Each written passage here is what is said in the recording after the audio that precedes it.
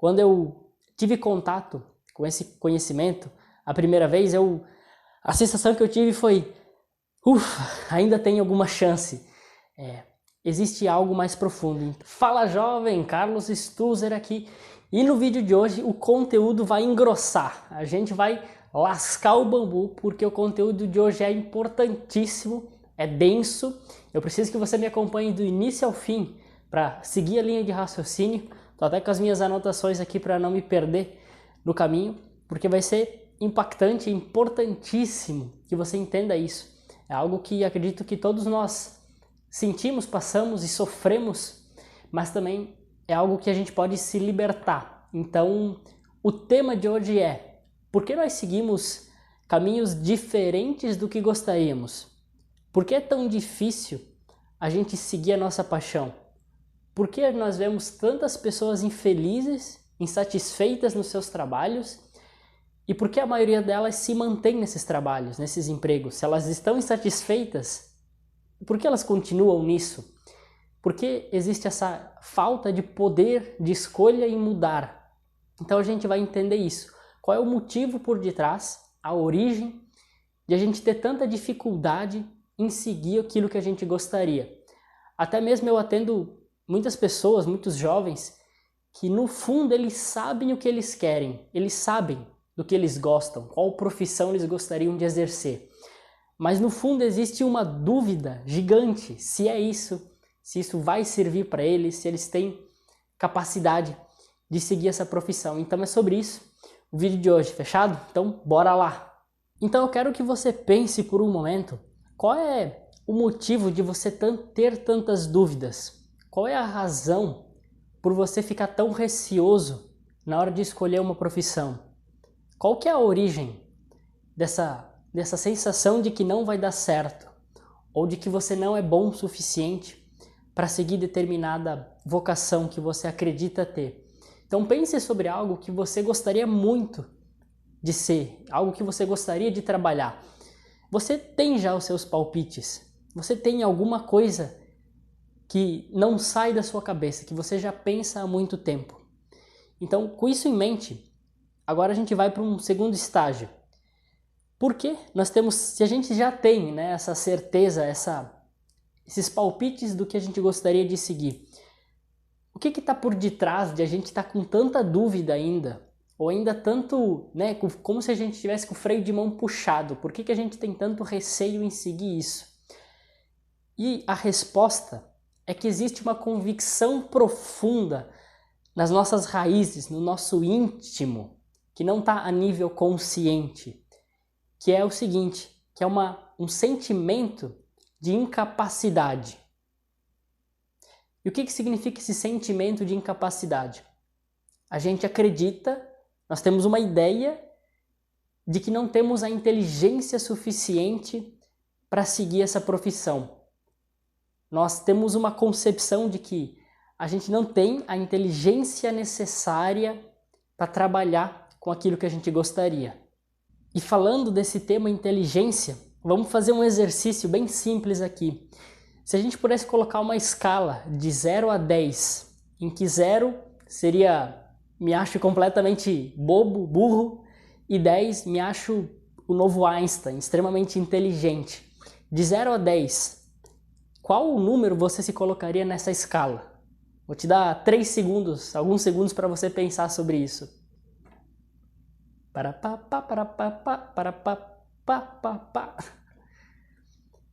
Muito bem. Se você parou para pensar um pouco, certamente você colocou uma resposta entre 6 ou 7. Estou certo ou estou errado? Talvez errei. Mas muitas pesquisas foram feitas e a maioria das pessoas coloca, assim, em grande escala, entre 6 ou 7. E perceba como você não precisou se esforçar muito para colocar essa resposta, para definir esse número. Porque, percebe? É uma coisa que a gente nunca para pensar, mas essa resposta já está pronta. Em segundos você conseguiu colocar um número que define o seu grau de inteligência. Então perceba como isso é uma crença que a gente não está consciente, mas que ela existe em nós e a gente sabe definir o nosso nível de inteligência. Então esse é um exemplo de como é uma crença que está tão enraizada em nós e que a gente não tem essa clareza durante o dia, durante as nossas escolhas. E muito bem, agora a gente precisa mergulhar um pouco mais nesse conteúdo. Tendo isso em mente, que nós já temos essa convicção pré-estabelecida, a gente precisa entender agora o que é a inteligência. Você já parou para se pensar em algum momento o que raios é a inteligência? Então, a definição mais simples que a gente pode colocar é a seguinte, que é a capacidade de resolver problemas. É a capacidade de buscar respostas e aprender com as nossas experiências. E existem duas teorias, as principais teorias que falam o que é inteligência. A primeira delas, que é a mais antiga e mais aceita, foi um dos fundadores dela, digamos assim, foi um psicólogo francês chamado Alfredo Binet. E nosso querido Alfredinho criou o teste de QI. E basicamente, o QI ele é um índice que mede o nível de inteligência das pessoas. Então, parte-se do pressuposto, da ideia de que a inteligência é algo fixo, que é algo único e inato. Então, você ou nasce com inteligência ou nasce sem. E que a gente pode medir isso, a gente pode colocar um grau. Então, se você tem um QI acima de 140, você é um gênio. Se você tem um QI de 90, você é um bobinho. Então, a primeira teoria, basicamente, ela se reflete nisso, em que a gente pode definir um número e, de fato, dividir as pessoas. Ou você tem ou não tem inteligência. E para ficar mais claro essa ideia do QI, vamos colocar isso num exemplo prático. Vamos fazer uma análise da vida real, de como isso seria. Mas tem um detalhe, o QI, essa teoria, ela já há algumas décadas já vem em descrédito, as pessoas já não dão mais tanta relevância, mas isso ainda está incrustado, empedrado dentro de nós. Mas vamos fazer esse exercício do exemplo, que eu quero que você pense o seguinte, imagine que o seu amigo, um amigo seu, tem um QI de 140, mas ele tem uma ideia sobre ele mesmo de que ele é pessimista ou que ele não tem o poder de realizar aquilo que ele gostaria, ele é acanhado, ele é tímido. Logo, os resultados dele vão ser muito ruins, por mais que ele tenha um QI elevado. E agora vamos pensar que você tem um QI de 90, um QI baixo. Mas você é uma pessoa otimista, você é uma pessoa confiante, ousada, e as pessoas até podem duvidar de você, mas você não duvida de si. Logo, os teus resultados vão ser muito bons, mesmo que o teu QI seja baixo. Então, a gente pode considerar que você tem uma inteligência inferior e mesmo o teu amigo tendo uma inteligência alta, ele acaba não fazendo uso disso.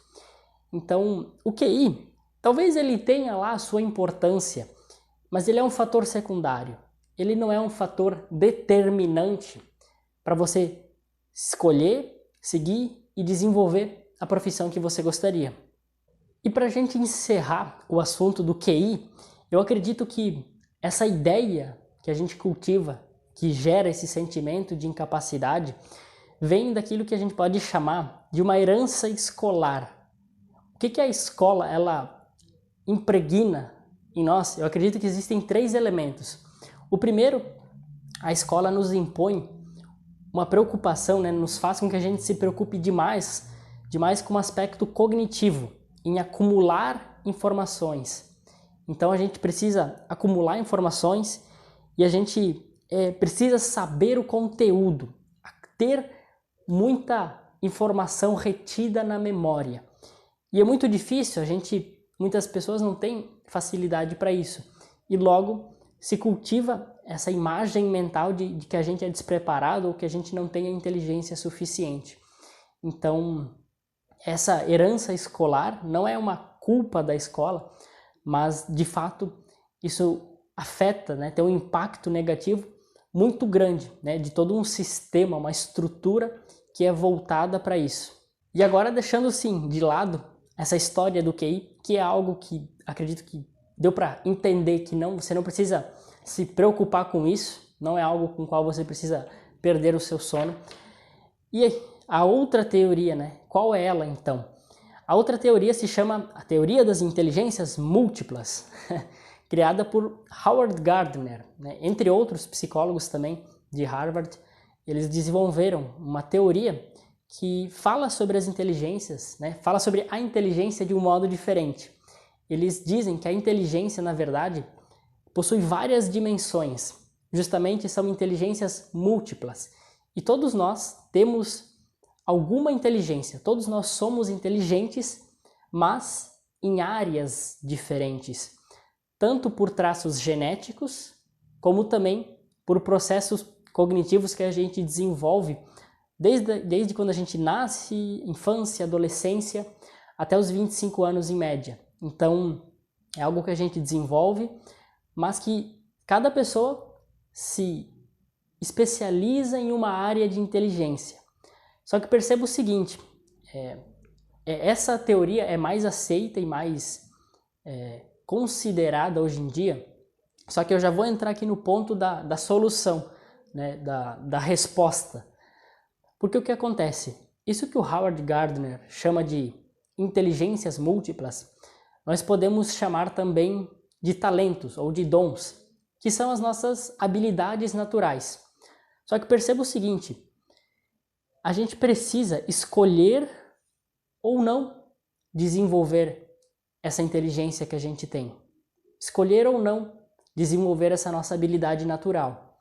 Então, quando a gente fala a palavra, né, inteligência, a palavra propriamente dita, ela não é um processo que eu possa escolher ter ou não inteligência.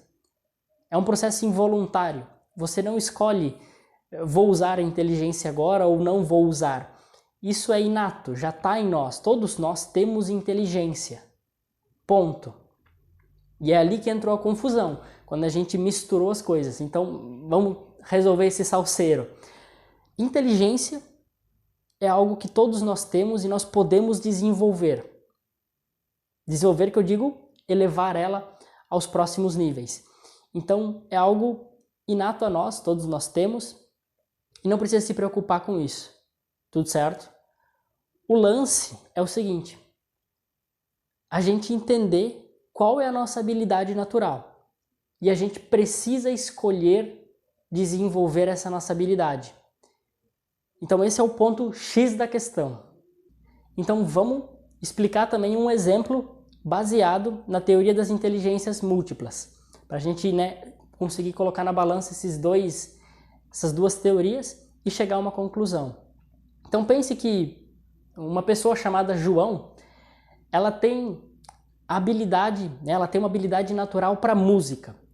Então, segundo Gardner, essa pessoa pode ser considerada musicalmente inteligente.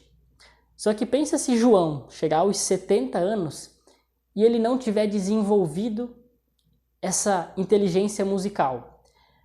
Ninguém vai saber que ele tinha esse talento e nem mesmo ele, o próprio João, vai acreditar ou aceitar que ele tinha toda essa inteligência.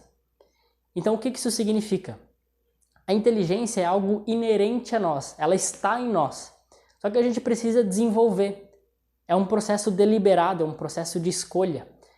A gente não é como uma cadeira que a gente nasce pronto e nasceu e morreu assim. Muito pelo contrário, a gente precisa se lapidar, se desenvolver.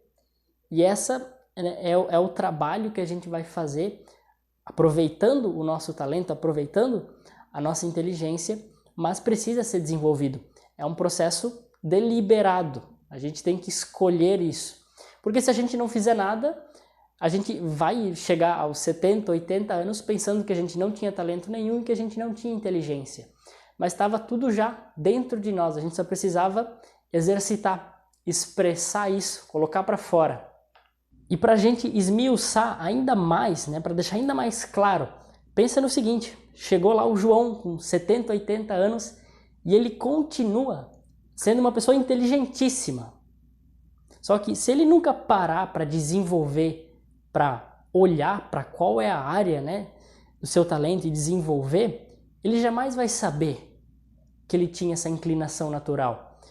E não fazer isso vai afetar completamente o desempenho profissional dele e todo o andar da vida dele.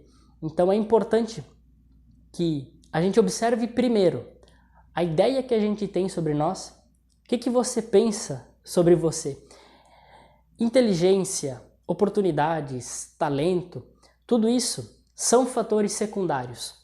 O fator primário é o teu modo de pensar, ou seja, você precisa desenvolver a capacidade de pensar sobre aquilo que você pensa, de observar o teu pensamento.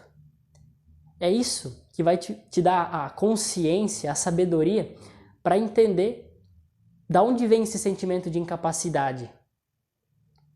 Então, de tudo isso que a gente falou, essa é a essência desse conteúdo. Que você entenda que você não é incapaz, que não te falta nada, tá tudo dentro de ti. Você só precisa escolher olhar para isso e desenvolver isso. Ninguém nasce bom em nada. Você tem que, a ferro e fogo, se lapidar para ficar bom nisso. E como é que você sabe que você ficou bom em alguma coisa? Quando você para de se perguntar isso. Ser bom em algo não é algo que você sente. Eu não me sinto pronto. Então, se você não se sente pronto, é porque você não está pronto. A aptidão, a capacidade algo que é uma certeza quando você tem. Então eu quero que você pense sobre isso. A gente vai trazer mais conteúdo sobre esse tema provavelmente para esmiuçar ainda mais, mas já foi um conteúdo inicial para você ficar atento sobre isso, pensar, refletir, que sem dúvida vai fazer uma diferença brutal. Para mim fez muita diferença. Quando eu tive contato com esse conhecimento, a primeira vez, a sensação que eu tive foi, ainda tem alguma chance.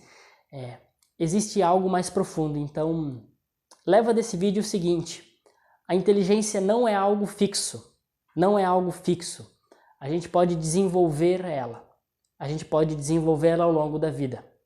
Feito? E muito bem, meus queridos e minhas queridas, chegamos ao final desse vídeo.